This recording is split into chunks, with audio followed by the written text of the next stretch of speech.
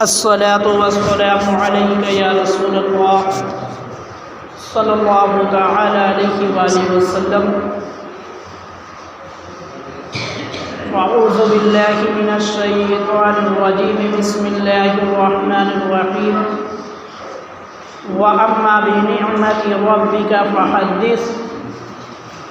صدق اللہ العظیم والحمد للہ رب العالمین. میرے آقا کے پیارے غلاموں، السلام علیکم ورحمۃ اللہ تعالی وبرکاتہ. آئیے ایک مرتبہ درود پاک پڑھتے ہیں. اللہم صلی علی سیدنا مولانا محمد وبارک وسلم. صلو علیہ صلاۃ و سلام علیک یا رسول اللہ صلی اللہ تعالی علیہ وآلہ وسلم. اللہ تعالیٰ نے ہر زمانے میں انسانوں کی ہدایت کے لیے کوئی نہ کوئی پیغمبر بھیجا ہے. روئے زمین پر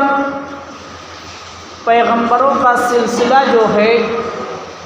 حضرت آدم علیہ السلام سے شروع ہوتا ہے،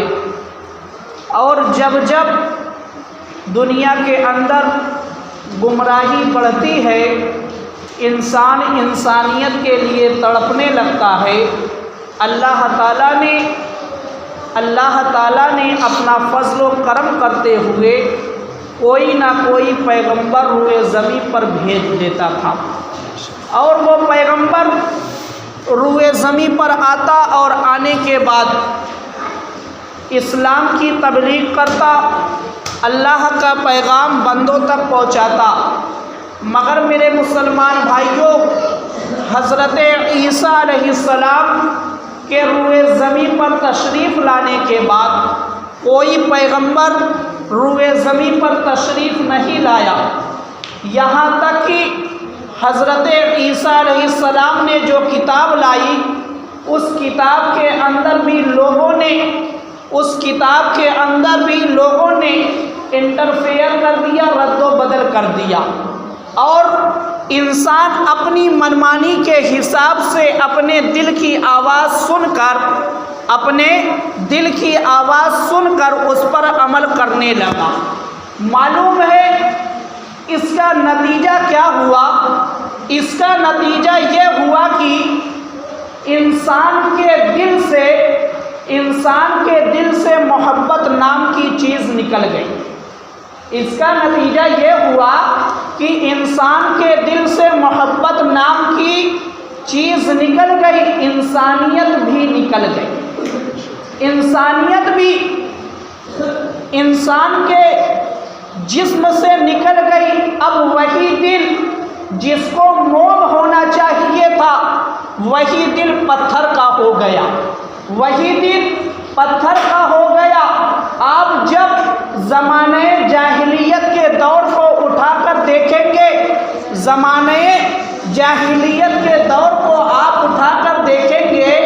یہی نام کے انسان ہیں جو اپنے ہاتھوں سے اپنی بچیوں کو زندہ درگور دفن کیا کرتے تھے. وہ بھی انسان تھے، مگر ان کے اندر انسانیت نہیں تھی. یہاں تک کہ زمانے جاہلیت کا ماحول ایسا ہو گیا تھا کہ لوگ لقمے پر شراب کے عادی ہو چکے تھے.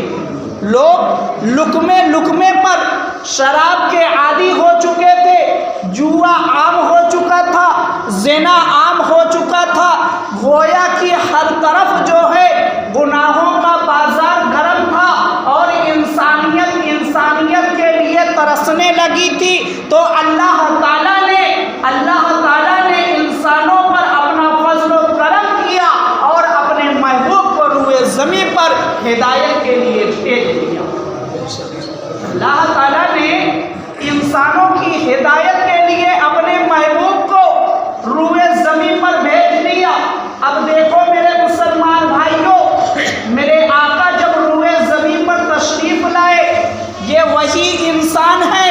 جن کے سینے میں دل تو ہے مگر پتھر کا ہو چکا ہے. یہ وہی انسان ہے جنہوں نے اپنے ہاتھوں سے ایک بلکہ 2 3 4 بچیوں کو زندہ دفن کیا ہے، یہ وہی انسان ہے جن کو لقمے پر شراب کی عادت پڑ چکی ہے، یہ وہی انسان ہے جو چوری اور ڈکیتی کرنا بہادری سمجھتے ہیں، یہ وہی انسان ہے، یہ وہی انسان ہے جو غلط کام کر کے اپنی ماؤں کے ساتھ زنا کر کے بتوں کے سامنے اپنی پیشانی کو جھکا کر فخر کا کام کر سمجھتے ہیں۔ مگر دیکھو میرے مسلمان بھائیوں، جب براہی شب میں اللہ کا محبوب روئے زمین پر تشریف لایا تو میرے آقا تشریف لانے کے بعد میرے آقا نے اعلان کیا کہ اے مکہ والو سن لو، اے مکہ والو سن لو، تم جس کو زندہ درگور کرتے ہو، دفن کرتے ہو، میری بیٹی فاطمہ میرے جگر کا ٹکڑا ہے۔ میرے آقا نے اس وقت اعلان کیا جب لوگ زندہ دفن کر رہے تھے، گویا کہ معلوم یہ ہوا کہ یہ وقت کا سب سے بڑا جہاد تھا، وقت کے حساب سے یہ سب سے بڑا جہاد تھا جو میرے آقا نے مکہ کی سرزمین پہ اعلان کیا تھا۔ اب دیکھو میرے مسلمان بھائیوں، میرے آقا نے تعلیم اسلام کے ذریعے جنہوں نے بچیوں کو زندہ دفن کیا تھا، اب وہی بچیوں کی پرورش کرنے پر فخر کر رہے، وہی بچیوں کی پرورش کرنے پر فخر کر رہے ہیں، کیونکہ میرے آقا نے فرمایا کہ جس کے گھر میں بچی کی پیدائش ہوئی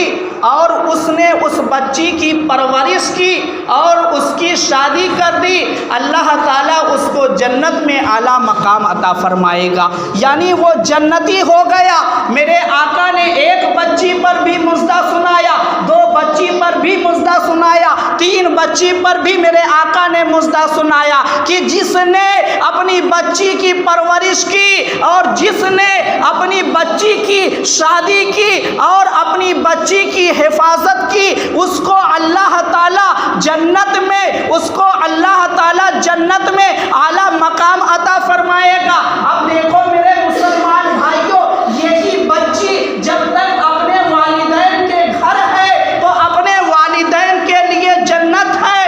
اپنے والدین کے لیے جنت کا سامان بنی ہوئی ہے۔ اب یہی بچی جب اپنے شوہر کے گھر جاتی ہے تو اپنے شوہر کے لیے جنت کا سامان بن جاتی ہے، اور یہی بچی جب ماں بن جاتی ہے تو میرے آقا فرماتے ہیں کہ ماں کے پیروں تلے جنت ہے،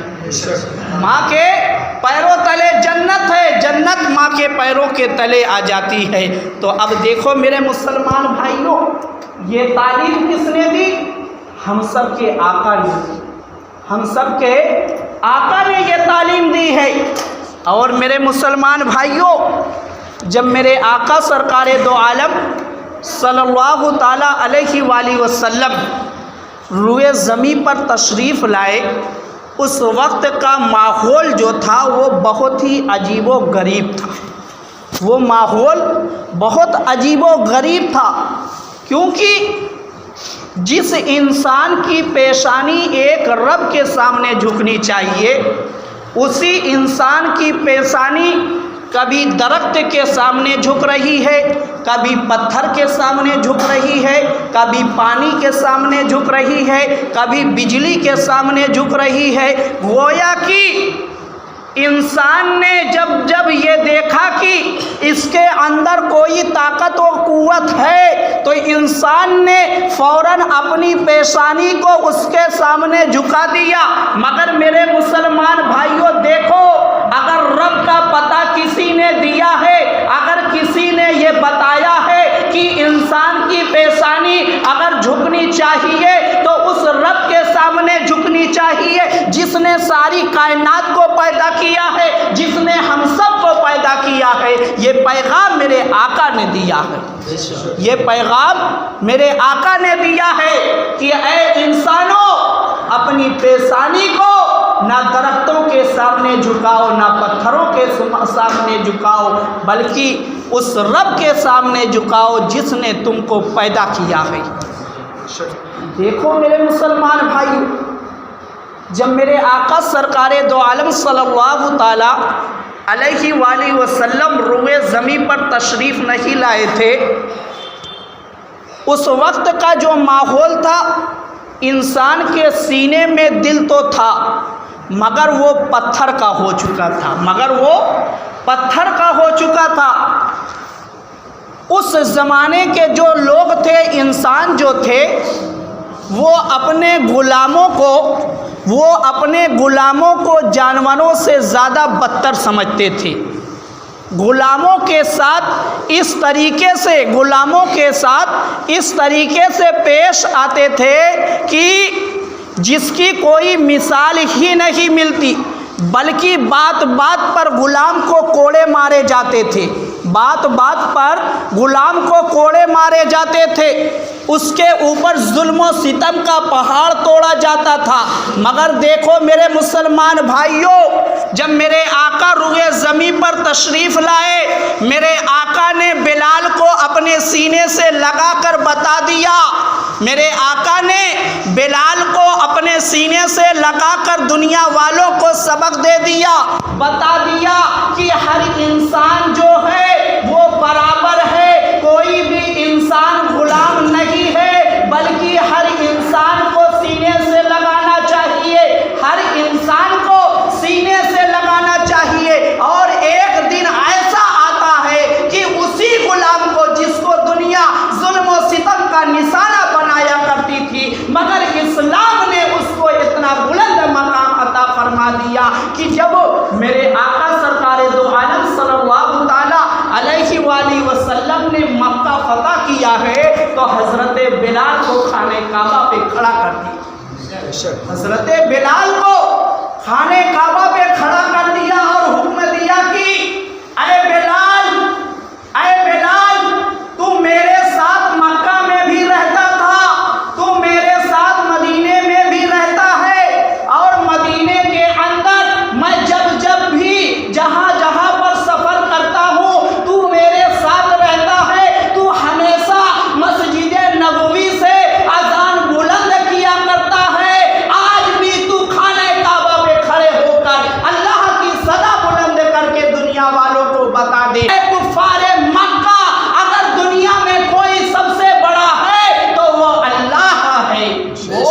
اللہ ہے جو سب سے بڑا ہے۔ تو میرے مسلمان بھائیوں، اسلام کی تعلیم جو ہے وہ بہت ہی خوبصورت ہے، اسلام کی تعلیم جو ہے وہ بہت ہی خوبصورت ہے، بس ضرورت یہ ہے کہ ہم اور آپ کو حاصل کرنا چاہیے، ضرورت اس بات کی ہے کہ ہم اور آپ اس کو حاصل کریں، کیونکہ جب تک کوئی انسان کسی میدان میں نہیں اترتا ہے تب تک اس کو تجربہ کسی چیز کا نہیں ہوتا ہے۔ اس لیے اگر اسلام کو جاننا ہے، اسلام کو سمجھنا ہے اور اسلام کے قریب جانا ہے تو اسلام کے میدان میں ہم کو اتر کے آنا ہوگا، یعنی اسلام کی تعلیم کو حاصل کرنا ہوگا۔ اب دیکھو میرے مسلمان بھائیوں، اسلام کی ایک خوبصورت اور تعلیم دیکھ لو، اسلام کی ایک خوبصورت اور تعلیم دیکھ لو کہ جب تک میرے آقا تشریف نہیں لائے تھے، زمانے جاہلیت کے اندر عورت کا کیا مقام تھا؟ عورت کا صرف اتنا مقام تھا کہ اس وقت کے جو انسان تھے وہ عورت کو پیروں کی جوتی سمجھتے تھے، یہاں تک کہ بات بات پر زمانے جاہلیت کے انسان کبھی عورت کا کان کاٹ لیتے تھے، کبھی ناک کاٹ لیتے تھے، اور کبھی کوڑوں کی بارش کر کے عورت کے جسم کو لہو لہان کر دیا کرتے تھے۔ مگر میرے مسلمان بھائیوں، یہ اسلام کی تعلیم ہے کہ اسلام نے ہم اور آپ کو یہ بتایا کہ عورت ظلم کرنے کے لیے نہیں ہے، عورت کان کاٹنے کے لیے نہیں ہے، عورت ناک کاٹنے کے لیے نہیں ہے، بلکہ عورت محبت کی تاج محل ہے، عورت محبت کی تاج محل ہے۔ تو میرے مسلمان بھائیوں، اگر کسی نے عورت کی محبت مرد کے دل میں اتاری ہے تو وہ تعلیم اسلام ہے، وہ تعلیم اسلام ہے۔ آج یہی وجہ ہے کہ جس نے تعلیم اسلام سے محبت کی اس کا تعلق کسی بھی مذہب سے رہا ہو، اس کا تعلق کسی بھی مذہب سے رہا ہو۔ یہی وجہ ہے کہ آپ نے اکثر سنا ہوگا کہ جس نے اسلامی تعلیمات پر ریسرچ کیا ہے، جس نے اسلامی تعلیمات پر ریسرچ کیا ہے، اکثر لوگ ایسے ہیں جو مسلمان ہو گئے ہیں، جو مسلمان ہو گئے ہیں، کیونکہ اسلام کی تعلیمات ہی اتنی خوبصورت ہے۔ مگر آج بگاڑ کیا ہوا ہے کہ ہم اسی اسلام کو تو ماننے کا دعویٰ کرتے ہیں مگر اس اسلامی تعلیمات پر عمل نہیں کرتے ہیں، مگر اس اسلامی تعلیمات پر ہم اور آپ عمل نہیں کرتے ہیں۔ یہی وجہ ہے کہ آج دنیا کے اندر چاروں طرف مسلمان پریشان ہیں، یہی وجہ ہے کہ آج دنیا کے اندر مسلمان چاروں طرف پریشان ہیں۔ آج بھی اگر ابراہیم سا ایمان پیدا ہو، آج بھی اگر ابراہیم سا ایمان پیدا ہو، آگ کر سکتی ہے گلزارے، آج بھی آگ گلزار بن سکتی ہے، مگر پہلے ابراہیم سا ایمان تو پیدا کیا جائے اپنے دلوں کے اندر۔ حضرت ابراہیم علیہ السلام کا ایمان کیسا تھا؟ جب حضرت ابراہیم علیہ السلام کو نمرود نے آگ میں ڈالا، جب حضرت ابراہیم علیہ السلام کو نمرود نے آگ میں ڈالا تو حضرت جبریل علیہ السلام آئے اور حضرت جبریل علیہ السلام نے پوچھا کہ اے اللہ کے خلیل، آپ کو کوئی حاجت ہو تو فرمائے، میں رب کی بارگاہ میں پہنچا دوں۔ تو میرے آقا حضرت ابراہیم علیہ السلام نے کہا کہ اے جبریل، میں اس کا خلیل ہوں جو ہر بات کو جانتا ہے، جو ہر چیز کو جانتا ہے، مجھ کو کوئی حاجت نہیں ہے۔ گویا حضرت ابراہیم نے اپنا یقین یہ بتا دیا کہ مجھ کو رب کی ذات پر اتنا یقین ہے کہ وہ کبھی بھی مجھ کو آگ میں جلنے نہیں دے گا، مجھ کو کبھی بھی آگ میں جلنے نہیں دے گا۔ حضرت ابراہیم علیہ السلام نے یہ دنیا والوں کو درس دے دیا کہ اپنا ایمان اس طریقے سے بناؤ کہ ہر حال میں رب کی رضا پر راضی رہو، ہر حال میں رب کی رضا پر راضی رہو۔ اگر خوشی کا موقع ہو تب بھی شریعت پر عمل کرو، اگر غم کا موقع ہو تب بھی شریعت پر عمل کرو، یعنی شریعت کا دامن کسی بھی موقع پر نہ چھوڑا جائے، تب تو ہمارا رب راضی ہوگا۔ تو میرے مسلمان بھائیوں، میرے آقا کی محبت ایمان ہے، میرے آقا کی محبت ایمان ہے، اور اگر ایمان میں نکھار پیدا کرنا ہے تو اس کے لیے سب سے آسان جو نسخہ ہے وہ میں آپ کو بتاتا ہوں۔ سب سے آسان نسخہ حضرت شیخ عبدالحق محدث دہلوی علیہ الرحمہ فرماتے ہیں کہ اگر کسی کو اپنے ایمان میں نکھار پیدا کرنا ہے، اپنے ایمان میں اور اضافہ کرنا ہے، نبی کی محبت اور بڑھانا ہے، نبی سے اور اپنا قرب خاص کرنا ہے، نبی کے قریب اور جانا ہے، تو وہ کثرت سے درود و سلام پڑھے، وہ کثرت سے درود و سلام پڑھے اور نعت پاک سنے، اور نعت پاک سنے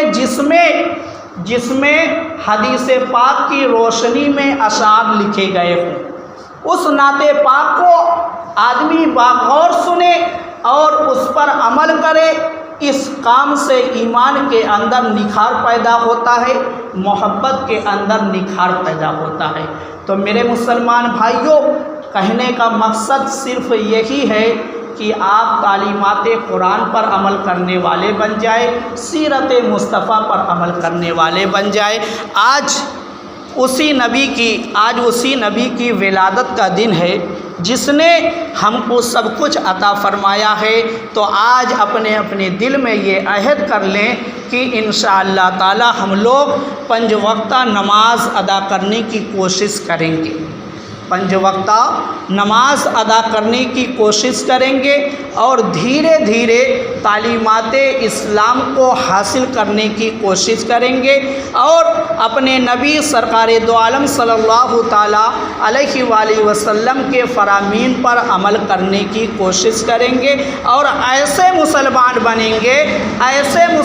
بنیں گے صرف نام کے نہیں بلکہ کام کے مسلمان بنیں گے، دیکھنے والا بھی یہ جان جائے کہ یہ بندہ مسلمان ہے، بتانے کی ضرورت نہ پڑے۔ جب ہم اپنی سیرت کو ایسی بنائیں گے تو انشاءاللہ جو ہے ہماری دنیا بھی کامیاب ہو جائے گی اور ہماری آخرت بھی کامیاب ہو جائے گی۔ اللہ تعالیٰ کی بارگاہ میں دعا ہے کہ مولا تعالیٰ ہم سب کو اسلامی تعلیمات پر عمل کرنے کی توفیق عطا فرما،